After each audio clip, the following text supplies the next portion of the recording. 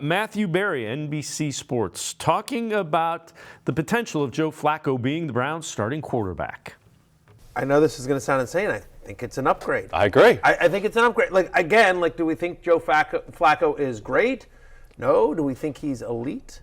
No. Not at this stage of his career. We can debate that from earlier in his career. But the fact is that he is at least semi-professional quarterback in terms of being able to go through his progressions, in terms of being able to deliver a ball on time, being able to understand where where wide receivers are going with their routes, and just DTR just isn't there yet in his career. He's a rookie. He was a late round rookie. He was drafted, Connor, correct me if I'm wrong, he was drafted as a developmental project. Yeah. Now, he had a really nice preseason, give the kid credit, and he's certainly athletic, but the fact is that as a passer, he's still developing. He is, and he just needs time. I know he was that 4.5-year starter at UCLA, but it's a lot different in the pack, especially in Chip Kelly's offense. And when you look at him right now, the speed, especially in the AFC North right now, it just looked a little overwhelmed. He can make plays with his legs, but to expect him to get that passing game full throttle was a little bit much.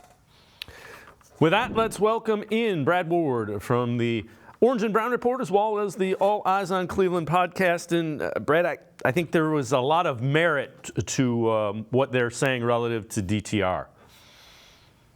Yeah, I agree. It's going to take him some time. I think he does provide them a ceiling that they're going to, I think it's probably his job when he's healthy. But I am intrigued to see, for the reasons that they're mentioning there in that hit, that I'm intrigued to see Flacco just because of his ability to dissect a defense, read a defense, and get the ball out on time. And do we see him, do they stress defenses more vertically? Do they push the ball down the field more than we've seen?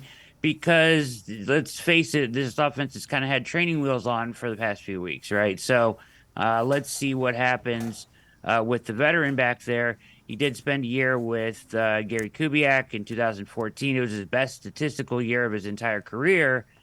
So he should understand the baseline concepts of the offense from the get-go.